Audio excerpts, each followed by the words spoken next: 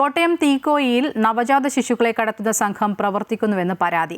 അസം സ്വദേശിനിയായ യുവതിയാണ് ഗാന്ധിനഗർ പോലീസിൽ പരാതി നൽകിയത്. സംഭവത്തിൽ 2 പേരെ ഈരാറ്റുപേട്ട പോലീസ് അറസ്റ്റ് ചെയ്തു.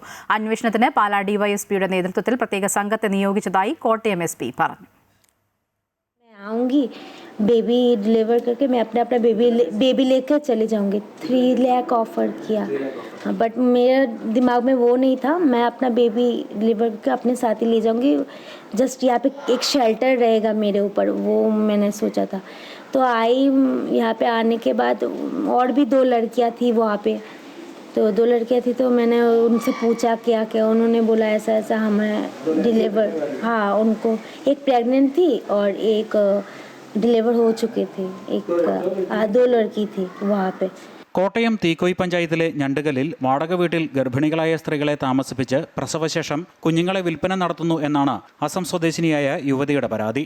ഭർത്താവുമായി പിണങ്ങിയ യുവതി ഗർഭിണികൾക്ക് താമസിക്കാൻ പറ്റുന്ന ഷെൽട്ടർ ഹോം അന്വേഷിച്ചപ്പോഴാണ് തീക്കോയിലുള്ള സംഘം ബന്ധപ്പെട്ട് കേരളത്തിലേക്ക് വരാൻ ടിക്കറ്റ് ഉൾപ്പെടെ എടുത്തു നൽകിയത്.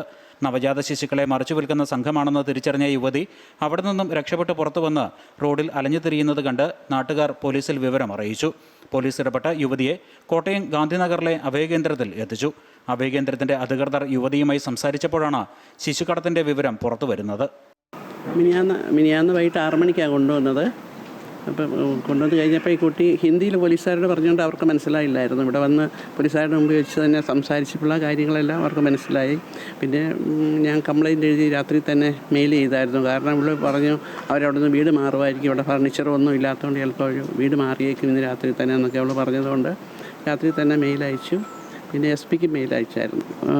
ടിക്കറ്റിനുള്ളതും ഫുഡിനുള്ളതൊക്കെ പൈസ അയച്ചു കൊടുത്തായിരുന്നു. അത് പിന്നെ അവളുടെ മൊബൈലിനകത്ത് ഇവിടെ വെച്ച മെസ്സേജ് മുഴുവൻ ഇവിടെ ഉണ്ട്, ആ മൊബൈലിലുണ്ട്. അതിനകത്തൊക്കെ ഇവിടെ ചോദിക്കുന്നുണ്ട് നിങ്ങൾ ലീഗലാണോ, കെയർ കിട്ടുമോ, ഇങ്ങനെയൊക്കെ അവൾ ചോദിക്കുന്നുണ്ട് അതിനകത്ത്. സംഭവത്തിൽ വാഗമൺ പുള്ളിക്കാനം സ്വദേശി അർജുൻ, ഇയാളുടെ ബന്ധുവും തമിഴ്നാട് തിരുനെൽവേലി സ്വദേശിയുമായ രാജ എന്നിവരെ ഈരാറ്റുപേട്ട പോലീസ് പിടികൂടി. തീക്കോയിലെ വീട്ടിൽ താൻ എത്തുമ്പോൾ ഗർഭിണികളായ 2 യുവതികൾ കൂടി ഇവിടെ ഉണ്ടായിരുന്നുവെന്നാണ് പരാതിക്കാരിയായ യുവതിയുടെ വെളിപ്പെടുത്തൽ. നവജാത ശിശു കടത്തുമായി ബന്ധപ്പെട്ട പരാതിയിൽ അന്വേഷണത്തിന് പാലാ ഡിവൈഎസ്പിയുടെ നേതൃത്വത്തിൽ പ്രത്യേക സംഘത്തെ ചുമതലപ്പെടുത്തിയിട്ടുള്ളതായി കോട്ടയം ജില്ലാ പോലീസ് മേധാവി KM സാബു മാത്യു പറഞ്ഞു.